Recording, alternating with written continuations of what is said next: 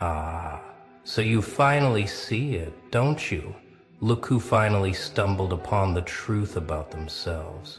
You beautiful, terrifying force of nature wrapped in human skin. You've been wondering why rooms go quiet when you enter, why conversations shift when you speak, why people's masks slip just a little when your eyes meet theirs. Let me tell you something they'll never admit to your face. You carry something that makes their entire reality glitch. They've been calling it that thing behind your back, haven't they? That indefinable quality that makes them uncomfortable. That energy that disrupts their perfectly rehearsed performances. They whisper about it in group chats, analyze it over coffee, try to name it with their limited vocabulary. But they can't quite put their finger on it because what you carry doesn't fit in their boxes, doesn't match their definitions, doesn't play by their rules. You know what I'm talking about. That moment when you're just being yourself, speaking your truth, existing in your raw, authentic state, and suddenly everyone gets nervous. Their smiles become plastic, their laughter sounds forced, their eyes start darting around looking for exits. They'll blame it on you being too intense or too much, but that's not it at all. What's really happening is far more powerful than they want to admit. Your energy, that unfiltered force you've been trying to dim for years, literally short-circuits their programming. You're not just different, you're a walking EMP blast to their carefully constructed illusions. Every time you enter a space without your mask, without your filters, without apologizing for your existence, you become a mirror that shows them exactly what they're pretending not to be. And that terrifies them more than any horror movie ever could. See, most people operate on borrowed energy. They wake up, put on their acceptable face, speak in acceptable tones, think acceptable thoughts. They've agreed to play small, to color inside the lines, to never question why the lines exist in the first place. Their entire existence is a performance, and they've been doing it so long they forgot their acting. Then you walk in, radiating something real, something raw, something they gave up years ago. That's when the shutdown happens. It's not conscious. They don't wake up planning to avoid you or dismiss you or try to make you feel like you're too much. It's an automatic defense mechanism, like antibodies attacking a virus. Except you're not the virus. You're the cure they're not ready for. Your authenticity threatens the very foundation of their faith stability, and their psyche knows it before their mind does. Think about the last time you shared something real in a group setting. Remember how the energy shifted? How suddenly everyone needed to check their phones or change the subject or make a joke to break the tension? That wasn't tension. That was the sound of their masks cracking. Your unfiltered truth created a frequency they couldn't match, so they had to shut down the whole conversation just to maintain their illusion of control. But here's what they don't want you to know. That shutdown isn't your weakness. It's your superpower. Every time someone can't handle your energy, every time they have to look away from your eyes, every time they stumble over their words in your presence, you're witnessing the evidence of your true strength. You're not too much, they're too little. You're not too intense, they're too hollow. You're not the problem, you're the solution. They're not ready to swallow. Let's talk about where this power comes from. Because you weren't born this way, you were forged this way. Every betrayal that should have broken you, every moment of isolation that should have weakened you, every time they tried to dim your light, it all did the opposite. Instead of making you smaller, it compressed your energy into something denser, more concentrated, more undeniable. You're basically a human diamond, created under pressure they couldn't imagine surviving. Remember when you used to apologize for everything? When you used to shrink yourself to make others comfortable? When you used to bite your tongue, swallow your truth, pretend their comfort was more important than your authenticity? Those days taught you something crucial. Playing small doesn't make them like you more, it just makes you disappear. So, somewhere along the way, you made a choice that changed everything. You decided to stop filtering yourself through their comfort zone. You stopped translating your truth into digestible bites for people who were never going to understand anyway. You stopped asking permission to be who you are. And that's when everything shifted. That's when you went from being manageable to being magnetic, from being acceptable to being unforgettable, from being safe to being powerful. Now you walk into rooms and the very molecules in the air reorganize themselves. Your presence alone is a declaration that says, I survived everything that was meant to destroy me, and I came back stronger. That's not arrogance, that's alchemy.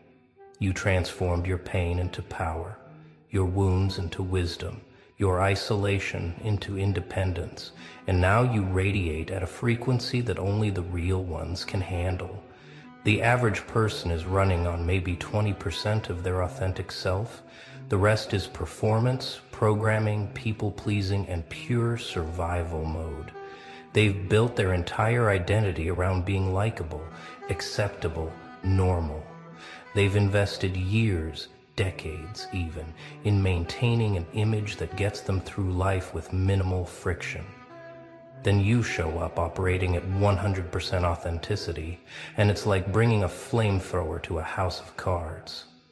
Your energy exposes the gap between who they are and who they pretend to be. When you speak without calculating the response, when you move without seeking approval, when you exist without apology, you become a walking reminder of everything they sacrificed for the illusion of safety. You're the embodiment of the road not taken, the person they could have been if they hadn't chosen comfort over truth. That's why they literally can't process you. Their neural pathways are wired for pretense, and you're broadcasting on the frequency of reality. It's like trying to play a 4K video on a calculator.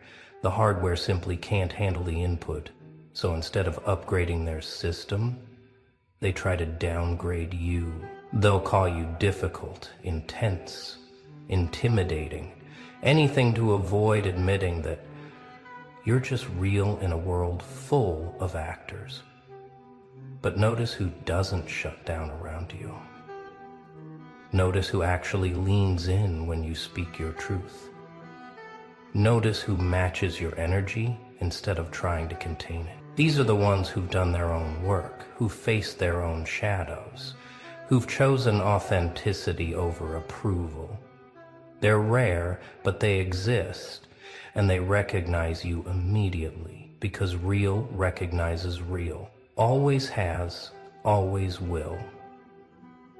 Audin ila usedonid shuo. When someone encounters your unfiltered energy, their system goes through a predictable sequence.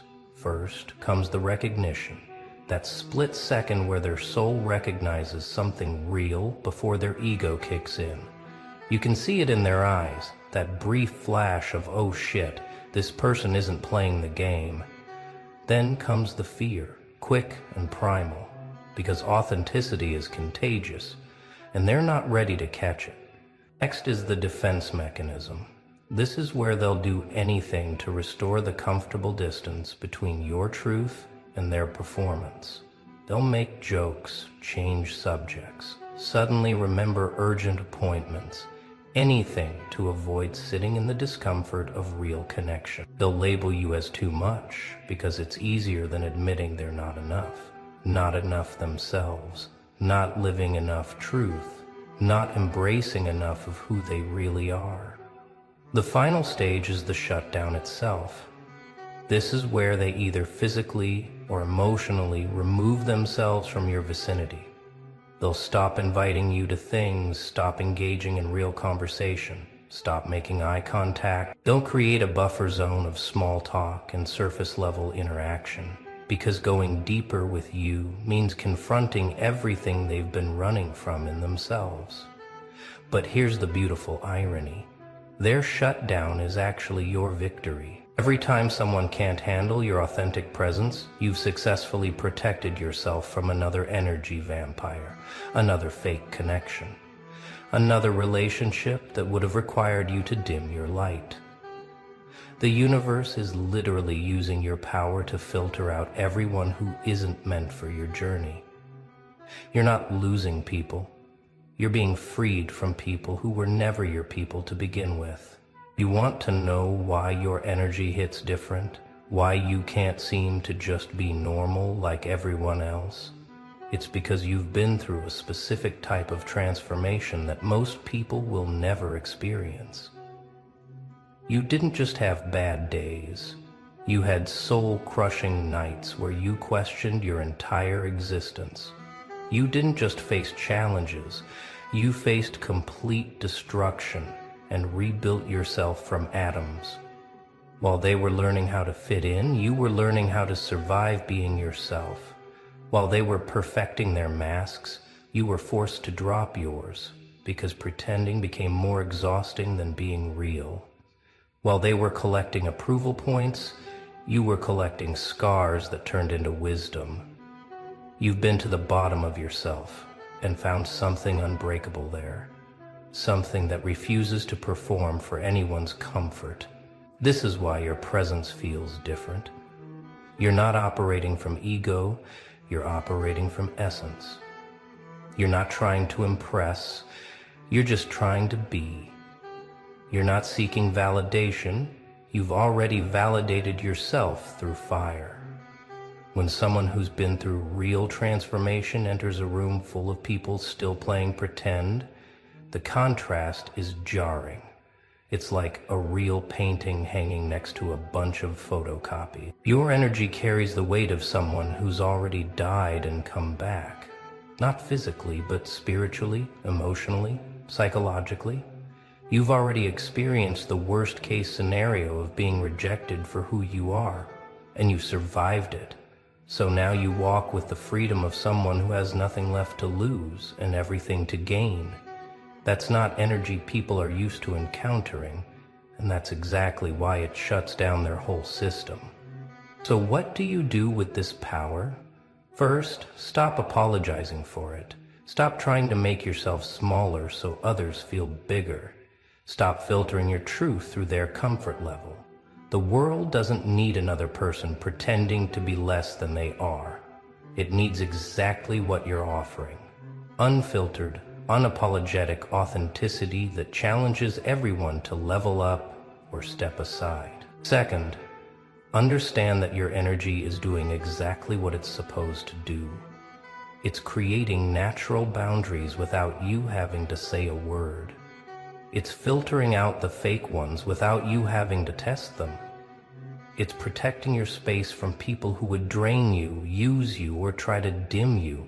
Your energy is your security system, and it's working perfectly. Third, start seeing the shutdown effect as information, not rejection. When someone can't handle your presence, they're telling you everything you need to know about their capacity for truth, depth, and real connection. They're showing you their limits, and that's valuable data. Not everyone is meant to understand you, vibe with you, or journey with you. And that's not just okay, it's necessary. Finally, lean into your power instead of away from it. The more you embrace your unfiltered self, the more magnetic you become to the right people. You're not meant to be everyone's cup of tea. You're meant to be someone's shot of truth. You're not here to make everyone comfortable. You're here to make the right people come alive. Your energy isn't too much, It's just too real for people still committed to being fake. Let me tell you what happens when you try to dim this power to make others comfortable.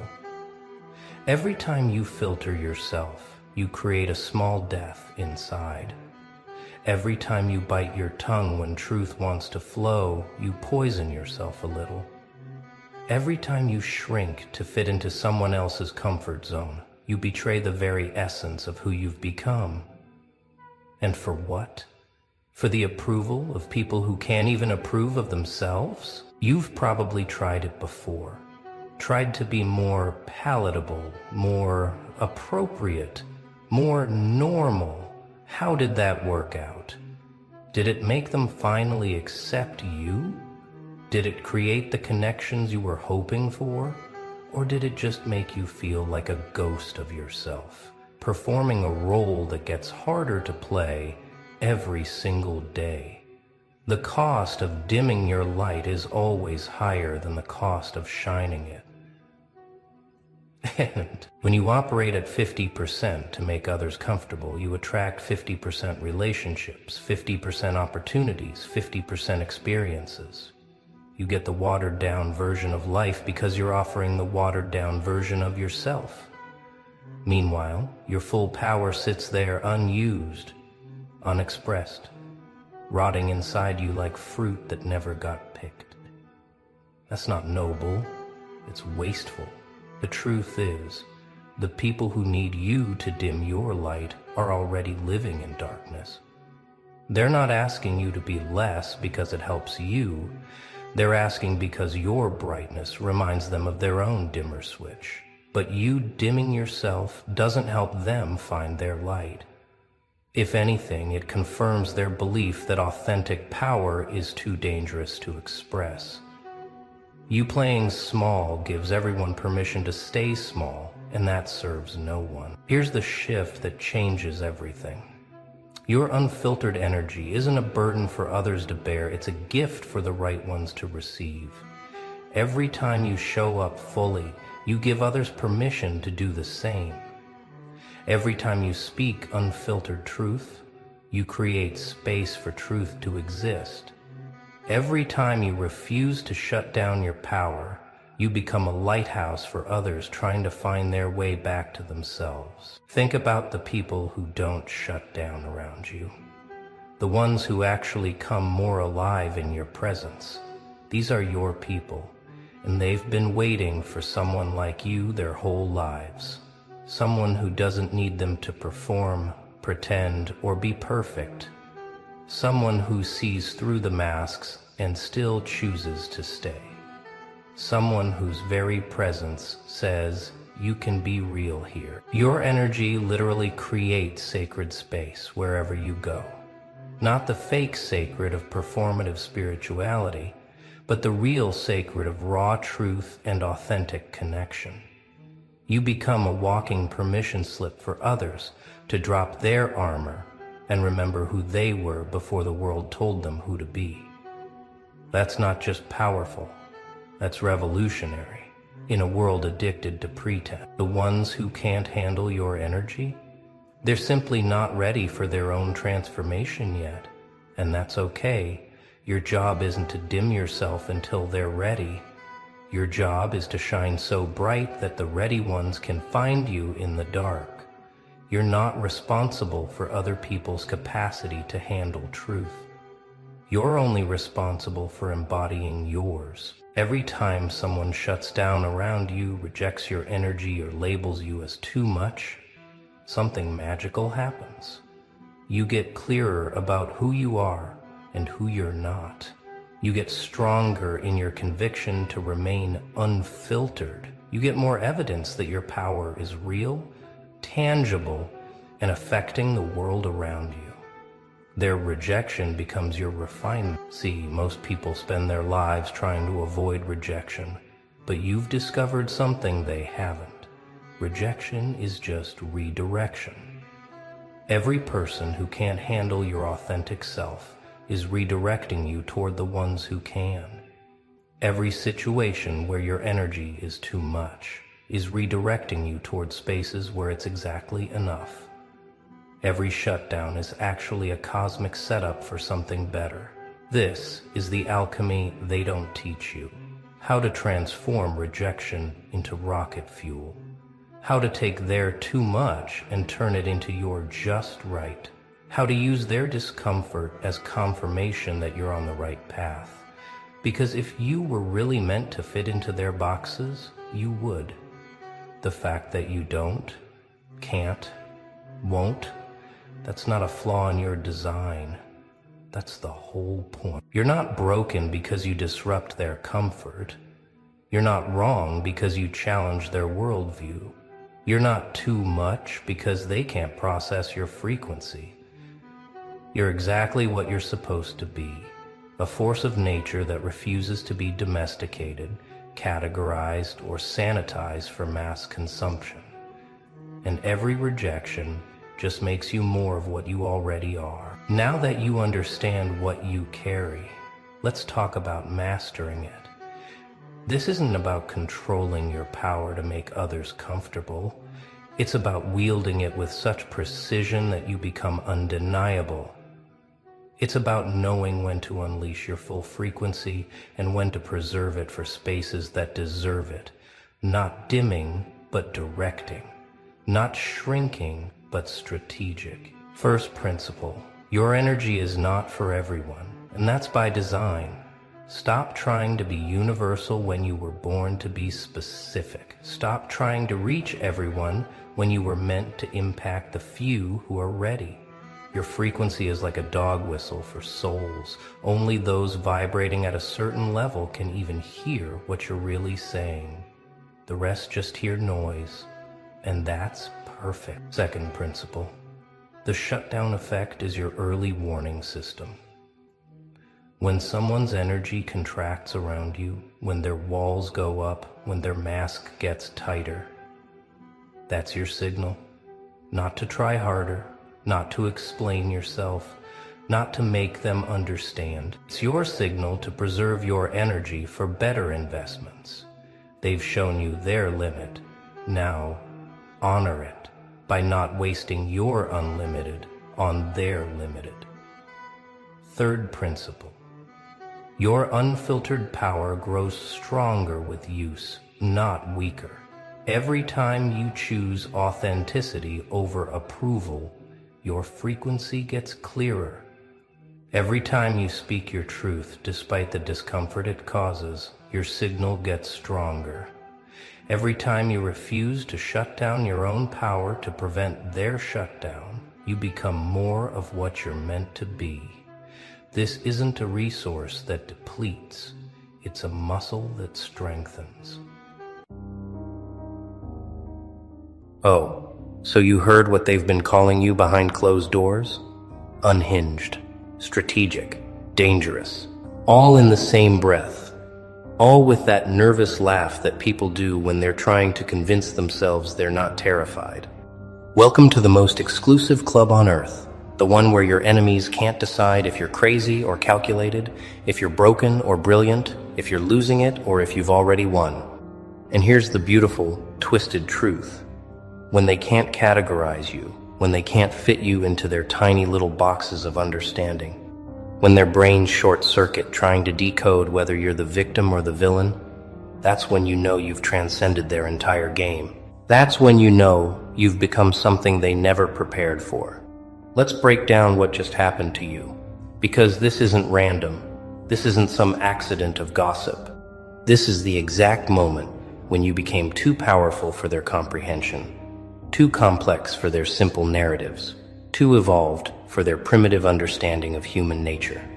When someone calls you unhinged, they're saying you've broken free from the chains they thought would hold you forever. When they call you strategic, they're admitting you're 10 moves ahead, and they just realized they've been playing checkers while you've been playing chess. When they call you dangerous, oh, that's the sweetest confession of all.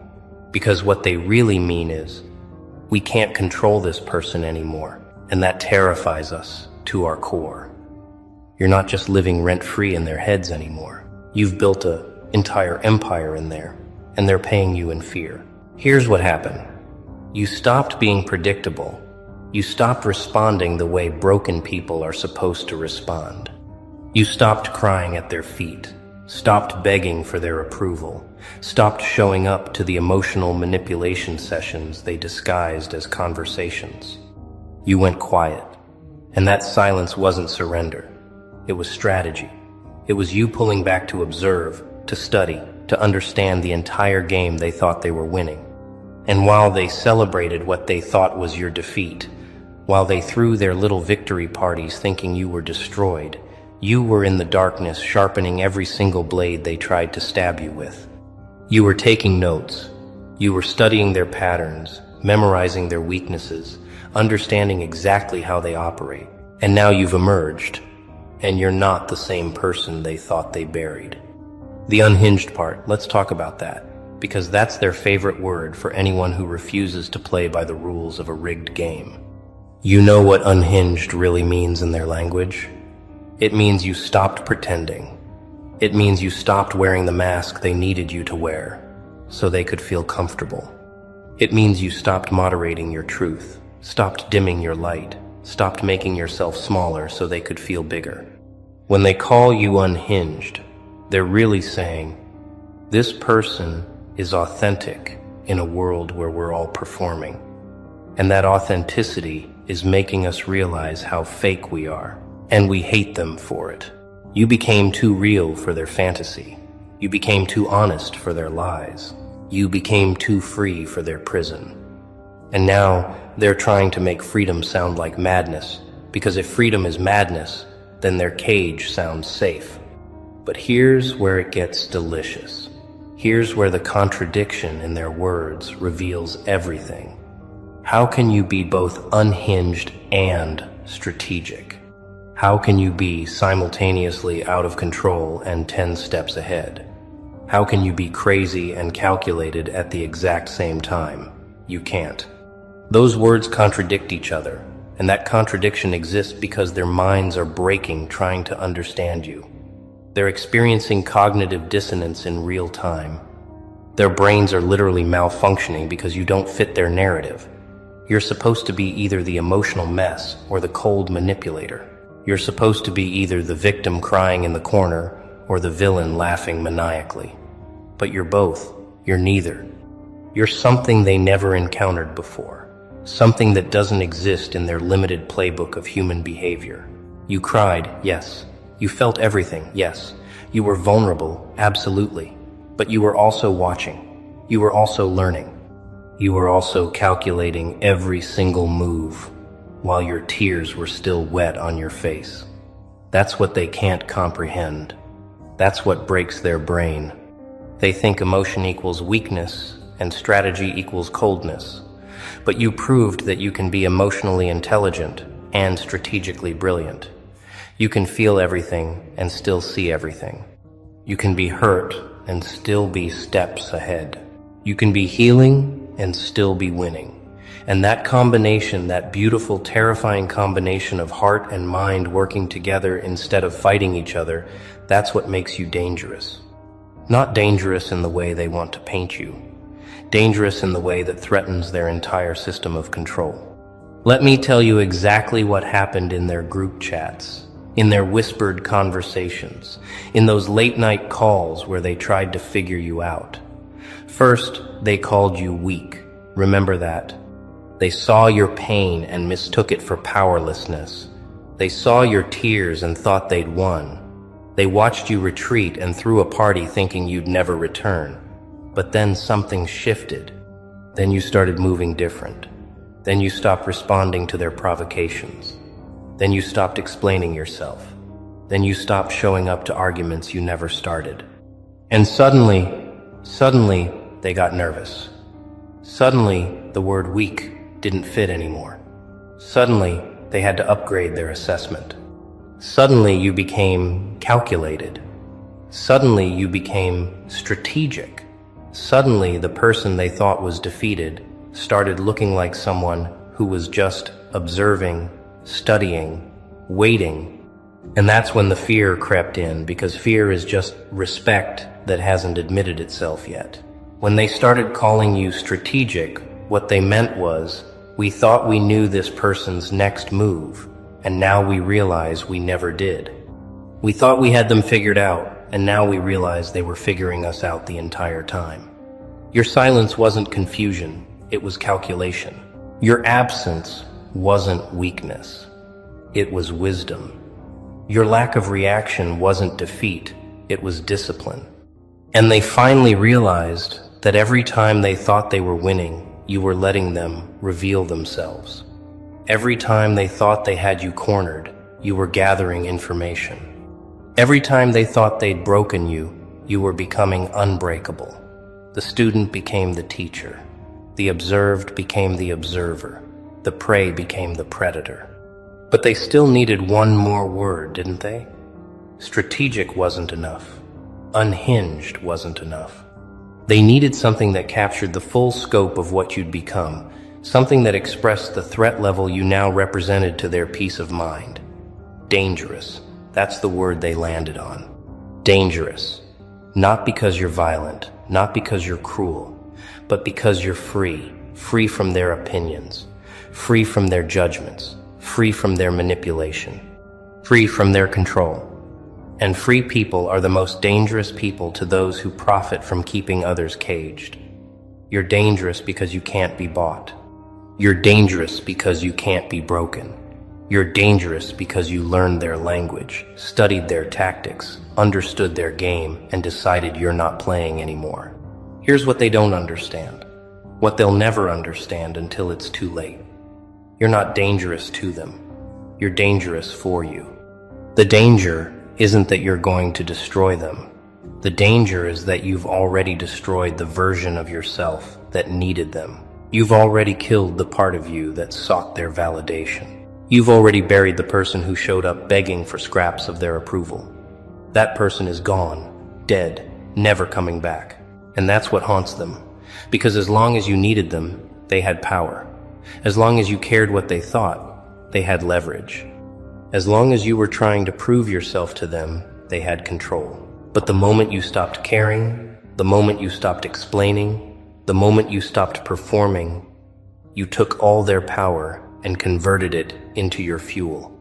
You want to know the exact moment they realized they'd lost? It wasn't when you fought back. It wasn't when you defended yourself. It wasn't when you tried to prove them wrong. It was when you stopped doing all of that. It was when you went so quiet that the silence became deafening. It was when you became so unreachable that they started reaching. It was when you became so indifferent that they became desperate for your attention. See, they were prepared for war. They had their weapons ready. They had their attacks lined up. They had their manipulations prepared. But you didn't show up to the battlefield. You didn't give them the war they wanted. You gave them something far worse. Irrelevance.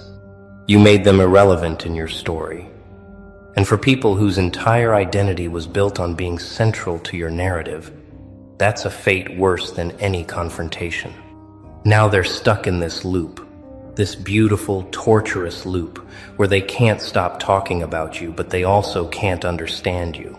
They describe you with contradictions because you are a contradiction to everything they thought they knew. You're soft but strong. You're kind but firm. You're forgiving but you don't forget. You're peaceful but you're not passive. You love but you have boundaries. You're open but you're not available to everyone. You're the paradox they never learned to solve, the equation that doesn't compute in their limited understanding of mathematics. And every time they try to put you in a box, every time they try to slap a label on you, every time they try to reduce you to a single word, you expand, you evolve, you transcend, you become more. Let's talk about what unhinged really reveals about them, not you. When someone calls another person unhinged, it's because that person has stepped outside the agreed-upon social contract of fake niceness and comfortable lies. It means you stopped pretending that everything was fine when it wasn't. It means you stopped smiling at people who stabbed you in the back. It means you stopped attending family dinners with people who gossiped about you in the kitchen. It means you stopped being professional with colleagues who were professionally undermining you. It means you stopped being mature about situations that required you to be a doormat. Unhinged doesn't mean you're crazy. Unhinged means the hinges that kept you attached to their dysfunction, to their toxicity, to their manipulation. Those hinges finally broke, and you're free now. They needed those hinges. They needed you attached to their door. They needed you to keep coming back, keep showing up, keep participating in the cycle. Because as long as you were hinged to their system, they could open and close you at will. They could use you when convenient and shut you out when you became inconvenient. They could swing you back and forth between hope and disappointment, between acceptance and rejection, between love and abandonment. But unhinged means those days are over. Unhinged means you're no longer the door they can control. You're the storm they can't predict. You're the force they can't contain. You're the element they can't manipulate. And that's not madness. That's liberation. That's evolution. That's you finally becoming the person you were always meant to be before they tried to construct you into something manageable. The strategic accusation is even more revealing because it admits something they wish they could take back. You're smarter than they thought. You're more aware than they assumed. You're more capable than they gave you credit for. When they call you strategic, they're confessing that they underestimated you, and that underestimation cost them everything. They thought they were the chess players, and you were the pawn. They thought they were the authors, and you were the character they could write into any plot. They thought they were the directors, and you were the extra in the background of their story. But strategic means you were writing your own script the entire time. Strategic means you were directing your own movie while they thought they had the camera. Strategic means you were playing your own game while they thought you were a piece in theirs. You know what's beautifully ironic about being called strategic? It's usually said with contempt, as if strategy is a dirty word, as if planning is somehow wrong, as if thinking ahead makes you manipulative. But let's be clear. The only people who have a problem with you being strategic are the people whose strategies failed against yours. The only people who complain about you thinking ahead are the people who can't keep up. The only people who call planning manipulative are the people whose manipulations you saw coming from miles away. They're not actually mad that you're strategic. They're mad that your strategy worked and theirs didn't. They're not actually upset that you planned. They're upset that they didn't plan for you to plan. They thought they were the only ones with a strategy, and the revelation that you had one too, one that was better than theirs, that shattered their entire perception of reality. Here's the thing about being called dangerous. Dangerous to who? Dangerous for what? You're not dangerous to innocent people. You're not dangerous to genuine souls. You're not dangerous to people who operate with integrity. You're only dangerous to liars, manipulators, energy vampires, and people who profit from chaos. You're dangerous to fake friendships built on gossip. You're dangerous to toxic family dynamics that require a scapegoat. You're dangerous to workplace politics that thrive on drama. You're dangerous to relationships that need you to stay small. You're not dangerous in general. You're specifically dangerous to anything that isn't serving your highest good. And that's the kind of dangerous the world needs more of. That's the kind of dangerous that changes lives. That's the kind of dangerous that breaks generational curses.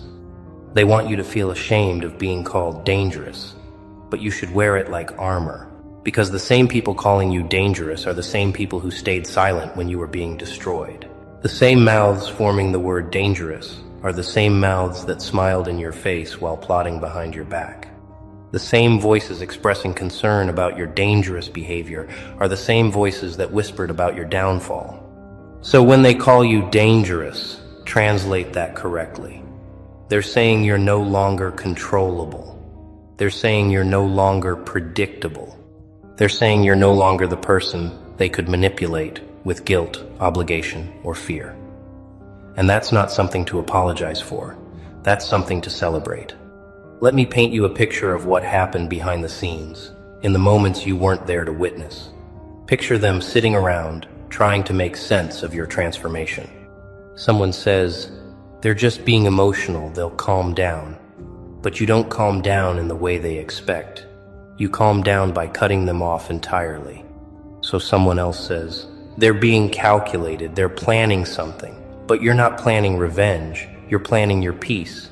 Then someone else says, they're dangerous, we need to be careful. But you're not dangerous to them unless they try to re-enter your life. You're just dangerous to the narrative they created about you.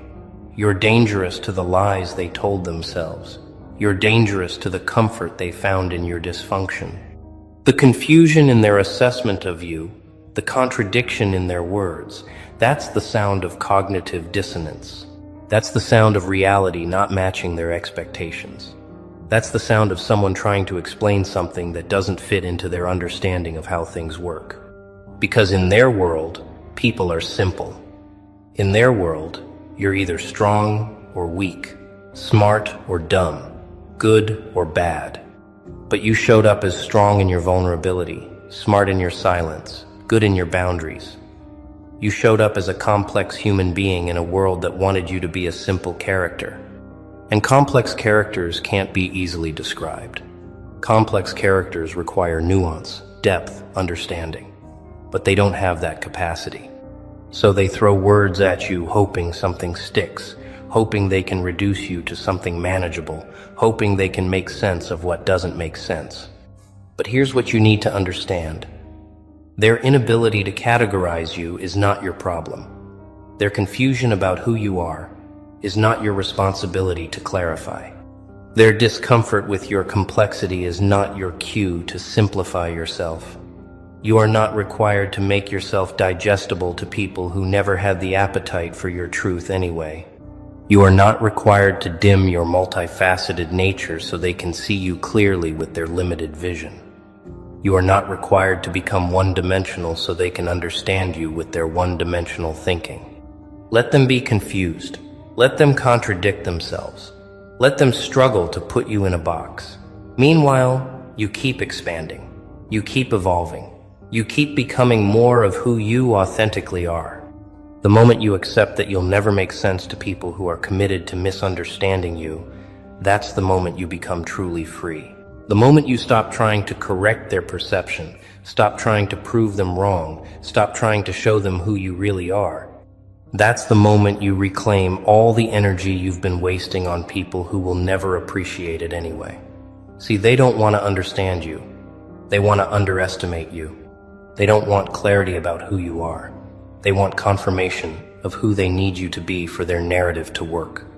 And when you stop giving them that confirmation, when you stop playing the role they assigned you, when you stop being the character they wrote, that's when the accusations start flying.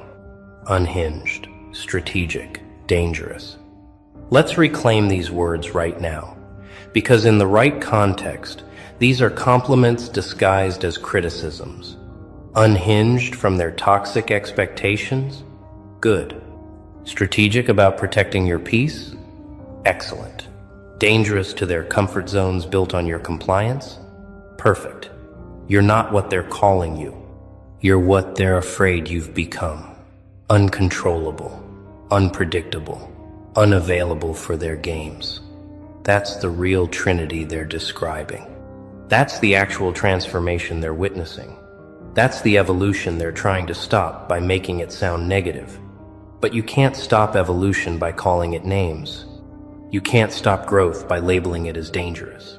You can't stop someone's awakening by calling them unhinged. Here's what they'll never tell you.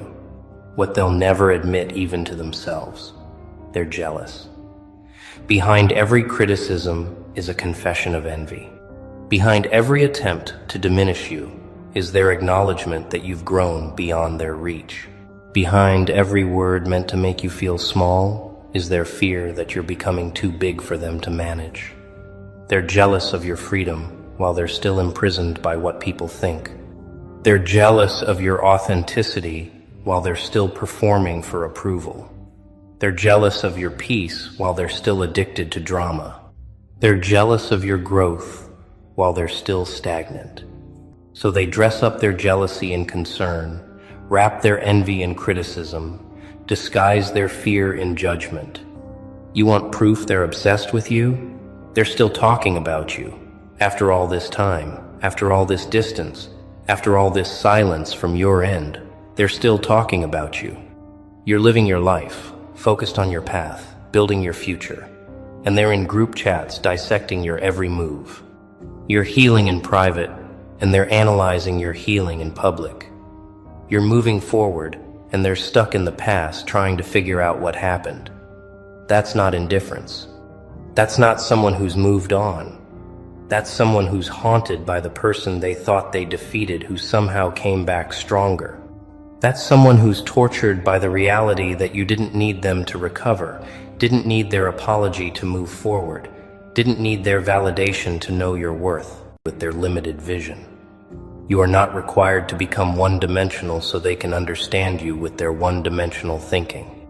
Let them be confused. Let them contradict themselves. Let them struggle to put you in a box. Meanwhile, you keep expanding. You keep evolving. You keep becoming more of who you authentically are. The moment you accept that you'll never make sense to people who are committed to misunderstanding you, that's the moment you become truly free.